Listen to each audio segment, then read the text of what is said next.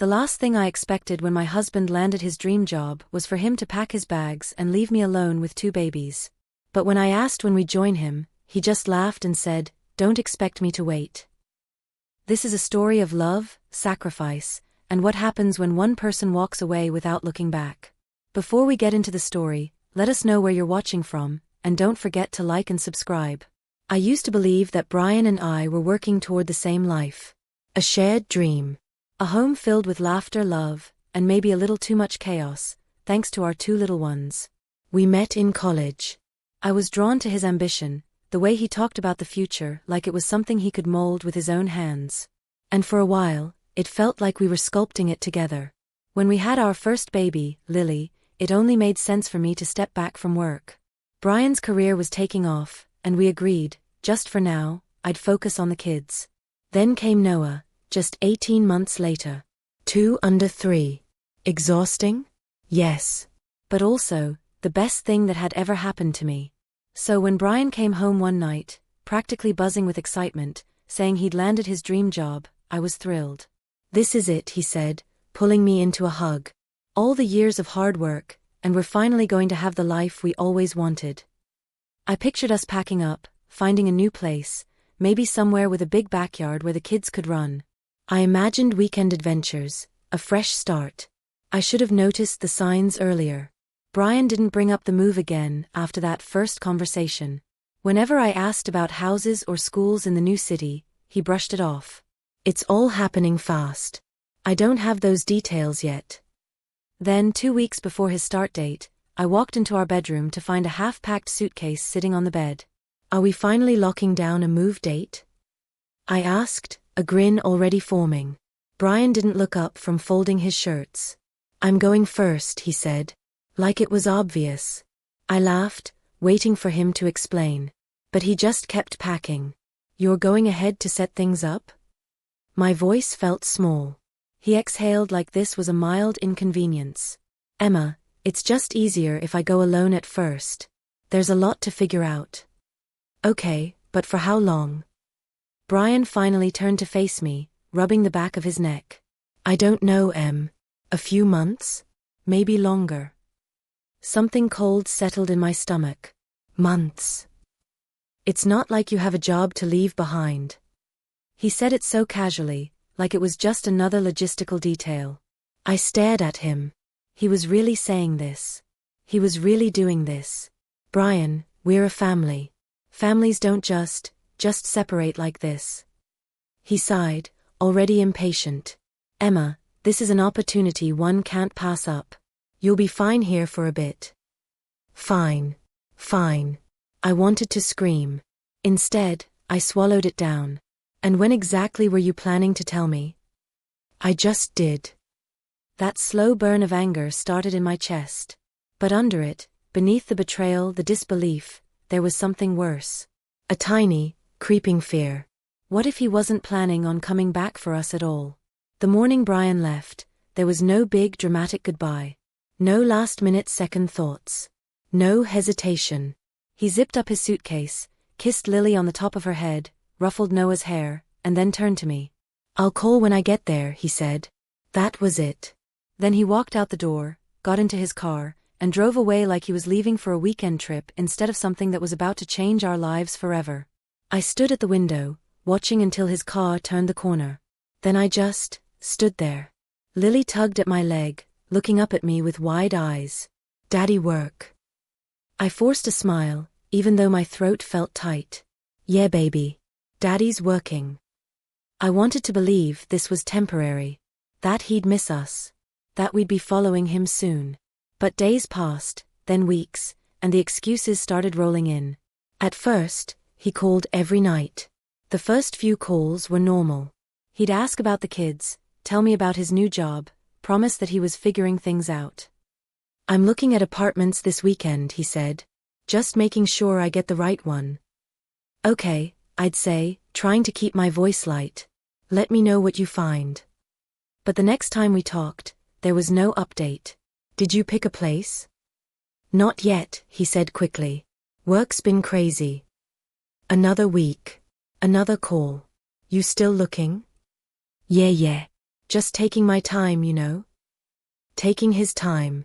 While I was here, managing 2 toddlers alone, waiting for him to care enough to make a move. Then the calls got shorter. At first, I thought he was just exhausted from work. But soon, they started feeling more like an obligation. Like a task he had to check off. Hey, how are the kids? They're good, I'd say, waiting for him to ask about me. He never did. Eventually, he stopped calling at night. Instead, I'd get a quick text. Busy day. Talk soon. Late meeting. Love you. Sorry, exhausted. Tomorrow. But tomorrow never came. Then he stopped calling altogether. At first, I made excuses for him. He was busy. He was adjusting. He'd reach out when things settled down. Then one night Kayla, my best friend since high school, came over with a bottle of wine. How's Brian? She asked. I hesitated. Busy. Kayla gave me a look. Aha. And how long has it been since you actually heard his voice? I didn't answer. Emma, she said gently. At what point do you stop waiting for someone who clearly isn't coming back? The words hit like a punch to the stomach. I wanted to argue. To tell her she was wrong. That Brian wouldn't just leave us like that. But if that was true, then why did it feel like he already had? I didn't want to believe Kayla was right. I couldn't believe it. But as the weeks stretched into months, the silence from Brian spoke louder than any excuse I could come up with. I was alone. At first, I tried to hold things together like nothing had changed. I kept up the bedtime routines, made silly voices while reading Goodnight Moon, and danced around the kitchen with the kids to old pop songs. I told myself Brian was just figuring things out and that we'd be with him soon. But reality didn't care about my optimism. The bills started piling up. Brian had always handled the finances. I never worried about rent or utilities because they were his responsibility. But when the first overdue notice arrived, I realized something. Brian wasn't sending money. I called him immediately. The phone rang. And rang. And rang. Voicemail. I texted. Hey, got a notice about the gas bill. Can you send something over? Nothing. The next day, I tried again. Brian, I don't know if you saw my last message, but I really need to pay this bill. Please let me know what's going on. Finally, a response. I'll send something when I can. That was it. No apology. No explanation. Just a vague promise that meant absolutely nothing. I started selling things. At first, it was just little stuff. The stroller we barely used. A few toys the kids had outgrown. Clothes that no longer fit. Then it was bigger things. The dining table we never sat at anymore. My old engagement ring, which sat in my jewelry box collecting dust. Each sale gave me a tiny bit of relief. A little extra time. But it wasn't enough. I tried getting a job. I scoured job listings late at night, searching for something, anything, I could do while still taking care of the kids. Daycare? Out of the question. It was more than I could afford, and I didn't have family nearby to help. Remote work seemed like my best bet. But every application I sent either went unanswered or came back with the same response. We've decided to move forward with other candidates. I was drowning. So, I did something I hadn't wanted to do. I called Brian again. This time, he actually picked up. Emma, I told you, I'll send something when I can, he said, already sounding annoyed. When you can. My voice was shaking. Brian, the rent is due in 3 days. I need more than a vague promise. You don't understand the pressure I'm under right now, he snapped. I felt my stomach drop. The pressure you're under? You think I'm just living it up out here? I'm barely scraping by myself. My new job isn't as cushy as you think, and I have expenses, Emma. I gripped the phone tighter. Yeah? Well, so do your kids. Silence. Then he sighed. I'll see what I can do. Click. That was the last real conversation we had. Then, something changed. One night, after putting the kids to bed, I sat on the couch, exhausted and defeated. I opened my laptop, more out of habit than hope, and checked my email. And there it was. An old colleague from my pre-kids life had reached out. Hey Emma. I know it's been a while, but we're looking for someone with your skill set for a remote role. Thought of you immediately. Let me know if you're interested. I read the message twice, barely breathing. It wasn't a dream job. The pay wasn't amazing. But it was something. A lifeline. For the first time in months, I felt something other than exhaustion. I felt hope. I replied to the email that night. By the next afternoon, I was on a video call with my old colleague Rebecca. She walked me through the job, a remote admin role, nothing glamorous, but flexible enough that I could do it while the kids napped or after they went to bed. The pay wasn't great, but it was enough. By the end of the call, she smiled. Emma, I know you've been out of the workforce for a bit, but I trust you. If you want the job, it's yours. I wanted to cry. Instead, I swallowed the lump in my throat and said, I want it. And just like that, things started shifting. I worked every spare second I had. I'd wake up before the kids, typing away in the dim morning light. I'd log back on after bedtime, fueled by caffeine and sheer determination. It was brutal. Some days, I was so tired I could barely keep my eyes open. But I kept going. Because for the first time in a long time, I wasn't waiting. I was moving forward. Then, out of nowhere, Brian texted me. Hey, thinking of visiting soon. I stared at the screen, my stomach twisting. He hadn't asked how we were. He hadn't checked in when I was drowning in overdue bills and stress. But now, he was suddenly thinking of coming back? I took my time replying. When? He answered immediately. Next weekend, if that works. I didn't know how to feel. Angry? Numb? Curious? I finally settled on, sure. Let me know your plans.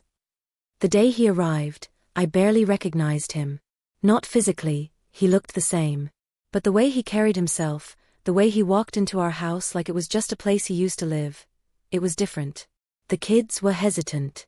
Noah clung to my leg, eyeing Brian like a stranger. Lily didn't run into his arms like she used to. Brian frowned, looking at them, then at me. They're so quiet. They don't remember you, I said simply. I watched the words land. Watched his expression shift for half a second before he forced a laugh. Come on, Em, it hasn't been that long. I said nothing. The visit was awkward. Forced. Brian didn't know their bedtime routine. He didn't know that Noah hated his carrots touching his pasta or that Lily had a favorite stuffed bunny she couldn't sleep without. He didn't know them at all. And I think for the first time, he realized it too. Then, he said the thing that changed everything. We were sitting across from each other at the kitchen table after the kids had gone to bed. He leaned back, arms crossed, and said, Maybe you and the kids can come back with me now. You've proven you can handle things on your own. I stared at him, the words hitting me like ice water. He thought that's what this was? Some kind of test I had to pass? He expected me to be grateful. To thank him for the opportunity to pick up our life like he hadn't just abandoned us. I exhaled slowly, feeling something settle inside me. Something solid. He thought I had been waiting. But I wasn't the same woman he left behind. I looked at Brian, really looked at him. For months, I had imagined this moment, him coming back, finally realizing what he'd left behind. But now that he was sitting across from me, saying the words I had once begged to hear, I felt nothing but clarity. I wasn't the same woman he left behind. And I wasn't going with him. I took a sip of my water, set the glass down carefully, and said, I'm not going with you. Brian blinked, his smug confidence flickering for the first time. Emma, don't be dramatic. We're still married. I let out a slow breath. Not in any way that matters. He laughed, but it wasn't real. Come on, Em. I know this hasn't been easy for you, but I've been doing what I had to do. For us. For the future. Our future. I tilted my head. Brian, you left. You didn't just move ahead, you moved on. Without us. He sat back, running a hand through his hair. I didn't think it would take this long to settle in. I didn't want to uproot the kids until I knew things were stable. I stared at him. You never planned on us coming, did you? Silence. He didn't even try to lie.